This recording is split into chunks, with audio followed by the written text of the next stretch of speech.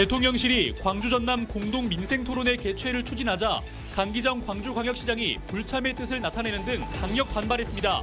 대통령실은 전남 단독 개최로 방향을 틀었습니다. 조국혁신당이 비례대표 선거의 변수로 떠올랐고 이낙연 대표가 광주 광산을에 출마합니다. 공천 갈등으로 민심 이반을 부른 민주당의 호남 일당 독점 구도에 균열도 예상됩니다. 전남에 배치된 공중보건이 23명이 차출돼 서울 등 대형 병원으로 한 달간 파견을 가게 됐습니다. 농어촌 의료 공백이 커질 것으로 보입니다. 광주FC가 시즌 두 번째 경기에서 강원FC의 4대2로 역전승을 거뒀습니다. 압도적인 경기력으로 2연승을 기록해 리그 1위에 올라섰습니다. 여러분 안녕하십니까? KBC 8시 뉴스입니다. 현안 해결의 기회라며 지난달부터 윤석열 대통령의 민생 토론회 광주 개최를 요구해온 광주광역시가 대통령실에 각을 세웠습니다. 전남과 공동 개최하는 쪽으로 방향을 선회했기 때문인데요. 강기정 광주광역시장은 형평성에 어긋난다며 결국 선거용이라는 지적을 받을 수밖에 없다고 반발했습니다. 정경원 기자입니다. 강원특별자치도청에서 열린 19번째 민생토론회에 참석한 윤석열 대통령. 이번에도 교통인프라 확충과 산림규제 완화 등 대형 선물을 약속했습니다. 강원도가 지정하는 산림이용 진흥지구에 포함된 구규림에도 산림관광열차, 야영장 등을 설치할 수 있도록 규제를 풀겠습니다. 윤 대통령의 지역 순회 민생토론회에 대해 야당이 총선용이라고 날을 세웠지만 지자체들은 현안 해결의 기회로 보고 말을 아꼈습니다. 광주시도 지난달 민생토론회 광주 개최를 요청한 뒤 대통령실과 일정을 조율했습니다. 그러나 최근 전남도와의 공동 개최로 기울면서 광주시가 다른 시도와의 형평성 등을 내세우며 반발했습니다. 강기정 시장은 AI 집적단지 2단계 사업과 복합 쇼핑몰 인근 SOC 확충, 대유 위니아 사태 등 광주에도 현안이 산적해 있다며 공동 개최 시 불참하겠다는 의사까지 내비쳤습니다. 광주와 전남이 공동으로 해야 될 이유가 있다면 저는 얼마든지 그 이유에 맞춰서 함께 하겠습니다. 그런데 현재까지는 함께 할 이유를 또 그런 과정을 제가 발견하지 못하고 있습니다. 대통령실이 결국 여당 불모지인 광주 전남에서는 면피용으로 공동 민생토론회를 하려는 것 아니냐는 비판이 나오고 있습니다. 광주시가 불참 입장을 밝히자 대통령실은 전남 단독 개최로 방향을 틀어 일정과 장소를 조율하고 있는 것으로 알려졌습니다. KBC 정경원입니다. 더불어민주당의 공천 파열음으로 호남의 유권자 표심에서도 일부 변화가 감지되고 있습니다. 조국 전 장관이 이끄는 조국혁신당이 비례대표 변수로 떠오르면서 광주 광산을 출마를 선언한 이낙연 대표와 함께 호남 일당 독점 구도의 균열이 예상됩니다. 이형길 기자입니다. 조국혁신당이 창당과 함께 호남을 중심으로 선거 판세의 변화를 만들어내고 있습니다. 이재명 대표의 민주당이 공천 파동을 거치면서 내부 분열 진화에 힘겨워하고 있고 윤석열 정부와의 대립점에서 조국혁신당이 더 선명성이 있다는 강점이 부각되고 있습니다. 민주당 이재명 대표와의 첫 만남에서 연대의 가능성을 열어도 호남의 야권 지지자들의 비례대표 표심을 가져올 수 있는 발판도 마련됐습니다. 조국 대표도 스스로 비례대표 후보 출마에 더 무게를 두고 있어 원내에 진입한다면 향후 야권발 정계 개편의 신호탄이 될 수도 있습니다. 당원들과 국민들이 참여하는 선거가 있을 것입니다. 그 선거에 따라 득표자가, 높은 득표자가 높은 순위를 차지하겠지요. 호남 민심에서는 벌써부터 지역구는 민주당, 비례대표는 조국혁신당을 찍겠다는 움직임도 감지되고 있습니다. 한국갤럽이 지난 5일부터 사흘간 조사한 결과에 따르면 호남에서 비례대표 지지정당은 조국혁신당이 20%로 민주비례연합정당 47%에 이어 2위를 기록하기도 했습니다. 총선이 한 달 앞으로 다가온 가운데 새로운 선택지로 떠오른 조국혁신당. 광주 광산을에 지역구 출마를 선언한 이낙연 새로운 미래 대표와 함께 민주당 중심의 호남 총선 판도의 변수로 떠오르고 있습니다. KBC 이영길입니다. 김윤 전 대우자동차 세계경영기획단장이 국민의힘 후보로 광주 서구을 총선 출마를 선언했습니다. 김 전 단장은 출마 기자회견을 통해 국민의힘과 민주당은 대한민국의 더 나은 미래를 위해 경쟁하는 정당일 뿐이라며 국민의힘을 김대중 정신으로 무장시키겠다고 밝혔습니다. 1980년 5.18 당시 고등학교 3학년이었던 김 전 단장은 계엄군에 맞서 전남도청을 사수했던 소년시민군으로 알려졌으며 이후 학생운동과 노동운동에 투신했던 이력을 갖고 있습니다. 더불어민주당 경선에서 배제됐던 김성환 전 광주동구청장이 무소속 총선 출마를 선언했습니다. 김 전 구청장은 오늘 광주광역시의회에서 기자회견을 열고 민주당 동남을 예비 후보로 활동하면서 여론조사 1위를 차지했지만 경선에서 배제됐다며 무소속으로 출마하겠다고 밝혔습니다.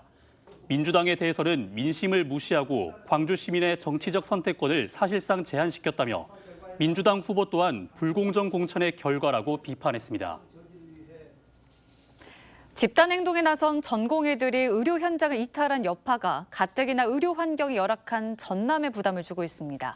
전남에 배치된 공중보건 의사들이 서울 등 대형 병원으로 한 달간 파견을 가게 된 건데 전국에서 숫자가 가장 많습니다. 임경섭 기자가 보도합니다. 전남 한 지자체의 보건지소. 창구에는 공중보건의사가 서울의 한 대형 병원으로 한 달간 파견을 떠난다는 안내문이 붙었습니다. 공중보건의가 떠나면서 보건소를 찾는 주민들은 불편을 호소합니다. 이 보건소는 갖춰놓고 우리가 이용을 많이 하고 있는데 지금 일주일에 한 2번 정도밖에 의사님이 안 계신다고 하니까 좀 불편을 느낍니다. 없어요. 이거 보건소 하나 딱 믿고 산디. 근데 우리는 서로 뭐 아무것도 어디 가서 어디다 호소를 해요. 호소할 데도 없고 막막해. 나는 지금 혈압약을 먹고 협심증 있고. 전남도는 보건소 공보의 4명과 보건지소 공보의 19명 등 모두 23명을 파견했습니다. 전국 지자체 중 가장 많은 숫자입니다. 서울 아산병원 7명, 세브란스병원 7명, 국립중앙의료원 1명 등 서울로만 15명이 이동했습니다.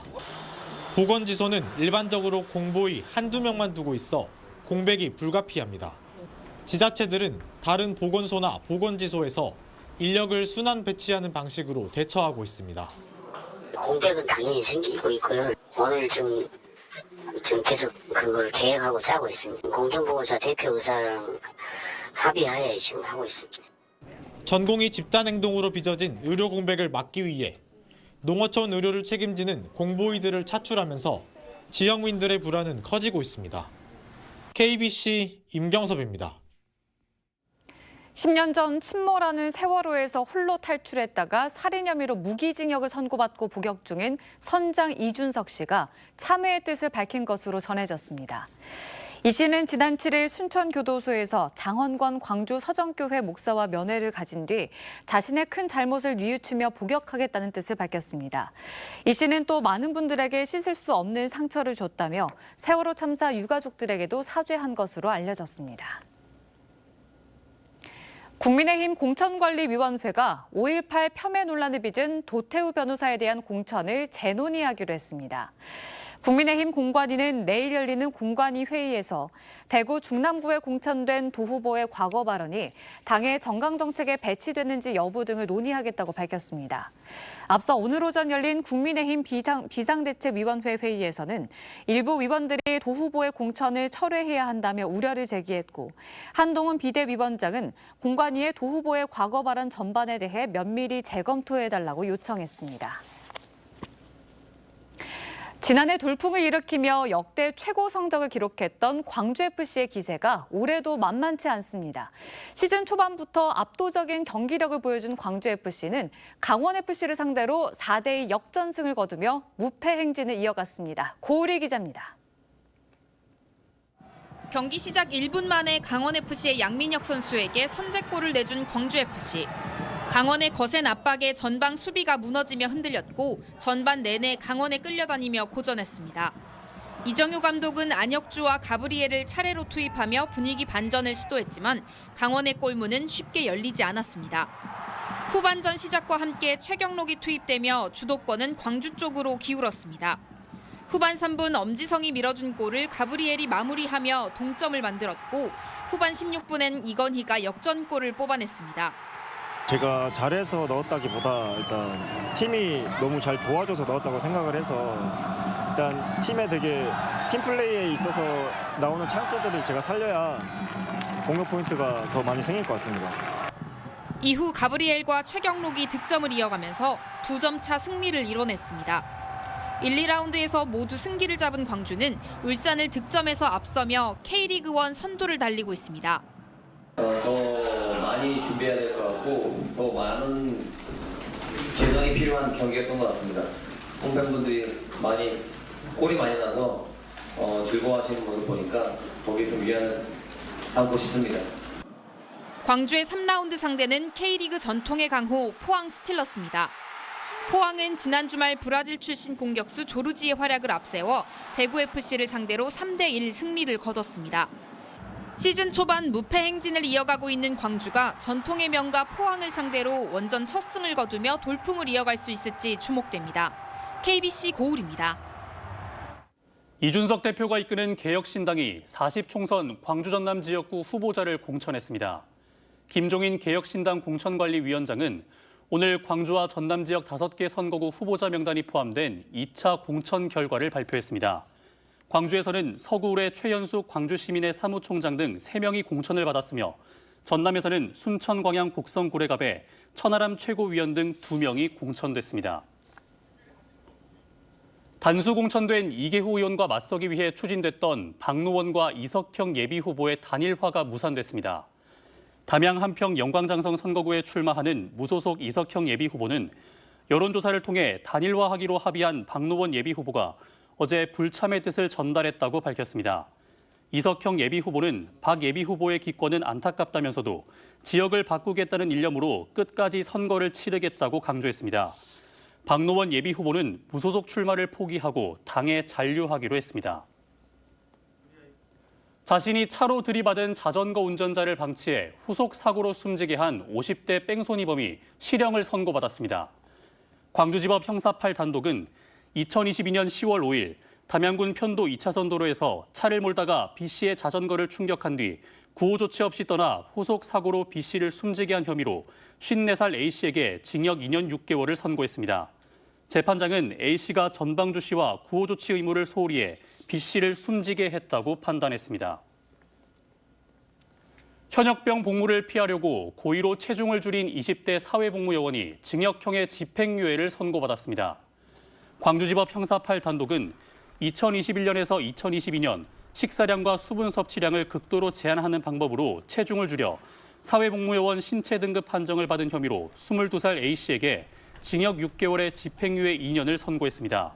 재판장은 단식 탈수로 몸무게를 줄인 것으로 보인다는 검사 결과와 소견서 내용 등을 바탕으로 A씨의 병역 의무 감면 고의성과 혐의를 인정했습니다. 배터리셀 문제로 리콜을 받았던 전기차에서 충전 중 불이 났습니다. 어젯밤 9시 10분쯤 광주 북구 삼각동의 한 주차장에서 충전 중이던 SUV에서 불이 나 차량 절반을 태우고 소방서 추산 약 1,200만 원의 재산 피해를 낸 뒤 10분 만에 진화됐습니다. 이 차량은 과거 배터리셀 문제로 리콜을 받았던 차종으로 소방당국과 제조사는 정확한 화재 원인을 조사하고 있습니다. 전남 여수해양경찰서는 선박 위치 발신 장치를 끄고 운항한 낚시여선 9톤급 A호를 적발했습니다. A호는 오늘 오전 0시 40분쯤 여수시 삼산면 하백도 인근 해상에서 위치 장치를 끄고 운항하다가 해경에 의해 적발됐습니다. 당시 A호에는 선원 2명과 승객 14명이 타고 있었습니다. 경찰 조사에 따르면 A호는 위치 장치를 끄고 출입항 신고도 하지 않은 것으로 드러났습니다. 여수해경은 관련법에 따라 엄정하게 처벌하겠다고 밝혔습니다. 목포의 대표적 관광 명소로 꼽히는 유달 유원지가 새롭게 단장됐습니다. 목포시는 지난 2022년 4월부터 지난해 말까지 조형물인 스카이워크 개선과 함께 신안 비치호텔에서 목포 해양대학교 사이 유달 유원지 300m 구간의 모래사장 정비를 마친 뒤 시민들과 관광객들에게 개방했습니다. 한편 유달 유원지는 학예 모습을 형상화한 목포대교와 고화도의 야간 조명 등으로 인해 전국적인 관광지로 인기를 끌고 있습니다.